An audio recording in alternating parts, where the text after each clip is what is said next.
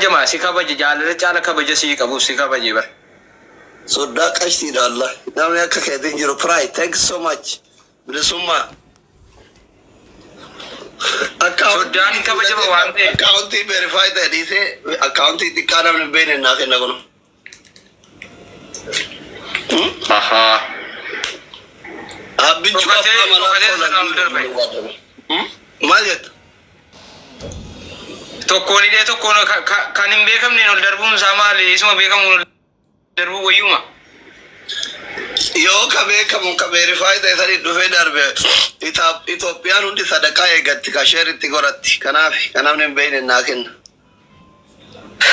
Sagalee boosee qayyarteetti dhugaasee dhukkubaatti. Baay'ee na dhukkubaara bar dubbachuu hin danda'u wallaahi.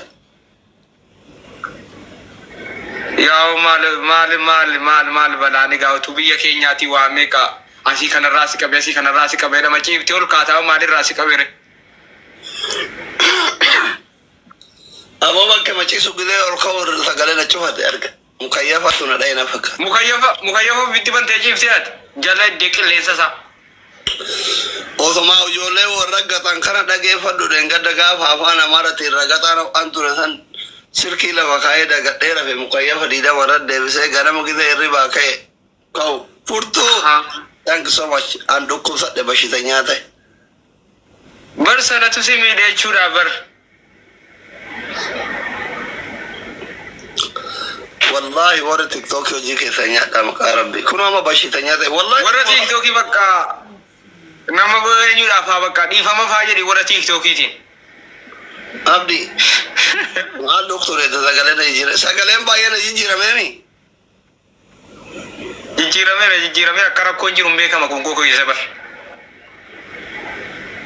Wiskiin hin jiru, wiskiin hin jira, wiskii ka Itoophiyaadhaa dhufu hin jira deemee barbaadu ijoollee hiriyoota kiyyaa. Koofii abbaan giraamii ka tuttuqaa bakka wiskiin halaalaadha garuu haraama ta'uu noonu. Wakullu maal jette sila sheekonni gidee qaraatu waa'ee wiskii kan. Wakullu mukaddirin musakkirin finnaar jedhanii bar haraama keessatti ramadamanatti fakkaate mani wannoon. Fil haraam malee finnaarii miti. Wiskiin haraama ka warra isaa nama sakkartu keessatti ramadamu. Abdishaa si erguu jira soddaan. Wiskiin haraama moo halaala re? Garuu dhawaan haraama bar dirree. Prime Minister Habibi.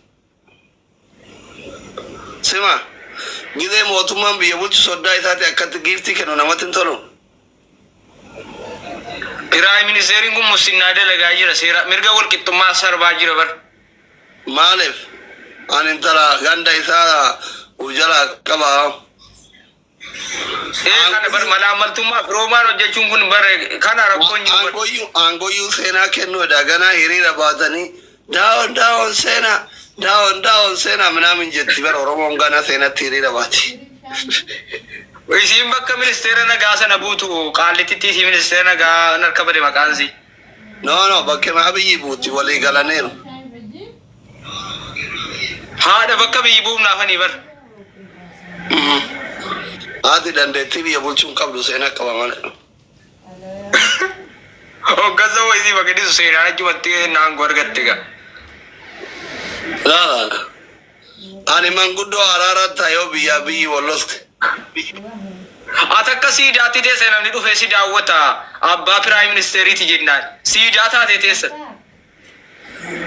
Suuraa miliksaan achi kaaftee diriidhaan achitti na ijaarte suuraa kiyya dhuftee suuraa na jalatti kaata.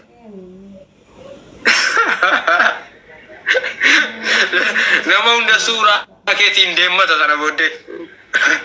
Dhuftee kaata achi teettee suuraa kiyya bira dhaabbattee suuraa abbaa Prime Minister muummitti Itoophiyaa teennaa minaamin jettee gabaabtaa achi dhuftee yoo gasitti rabbisi guddisee miidiyaan kee guddatee diriin jedhe TikTok irraa gara saatalaayitiitti dabala.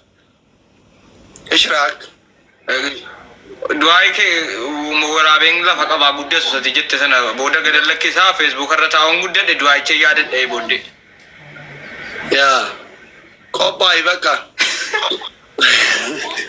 Kanallee waraabadhu bakka amma suuraan meeqi jiru. Gaafa seenan mootummaa Itoophiyaa taate. kanallee waraabadu jedha gaafa seenaan guddatte waggaa 20 geette abiyyi fedhaan waametiniin aangoo gadhiisa fi suuraa milikseenan achii kaaftee kiyya achitti dhaabdi. Dhuftanii suuraa na jala kaasabaaf sababni Itoophiyaa guutuun. Dhugaadha kun immoo hin shakkin. Laa shakka feek. Suuraa sana immoo nama hiree qabutu argata. Suuraadhuma sun dhufee ka'uu bare biratti ka'uu bare.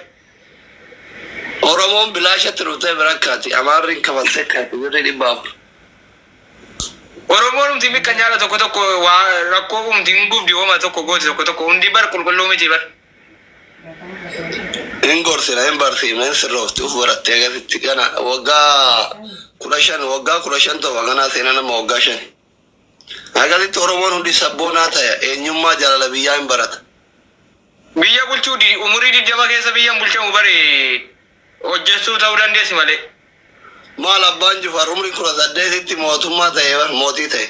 Seenaan beektumaati gaazexeetti masobaati. Inni dhaala bar. Seenallee dhaalare eessumarraa dhaalti. Seera diimokiraasii amma fakkeenyaaf seerri diimokiraasii aangoo wal hirkaa fuudhiinsaa wayitu jira. Diimokiraasiin Itoophiyaan ta'u.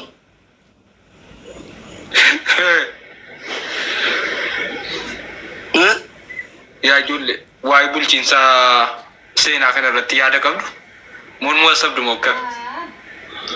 Aangoon Itoophiyaa maraat kiiloo bashaasha keessaan ba'u guutu abiyyitti aansee. Amma dawaan maaliin jettarree gaayis? Wallahi na dhukkubaaraan isin dhabuun barbaadu bakka. Torbaan tokko addaan baduu kennaara guyyaan maayin. Dawaan maaliin jettan amma dawaan? Na dhukkubaara ijoolleen suudii kana keessatti waltumaa jirtan pilis wadhiisa sagalallee isinii ta'uu dhabne. Maa ijoolleen Oromoo kun maa waltuma silama akka dhagaatti wallaale jira. Yeroo kaan Arsiif Jimma jettanii maali? Yeroo kaan Harargee fi Arsii jettanii yeroo kaan Walloof Arsii dhiisaa hin dabbara gaayis. Akkamiin namni afaan Oromoo afaan tokko dubbatu akka waraabessaa waltuma bara.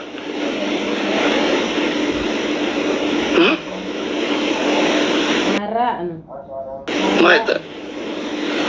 Furtuu thank you so much. Kofi Agutu kani Prime Minister furtuu gargara guys. Demetin yaalama. Warri arana dhukkuba borwayna gaafatani. Itti qama'i wallahi qamaatiin narra ingala. Furtuu gargara me guys sagalee Kofi Akan ina Kofi Akan. La ilaha illallah. Namni gaastira seenee ijoolleen agala teeffatu eenyu nime manguddoon du'aa sirriitti beeku sagaleen na duudame.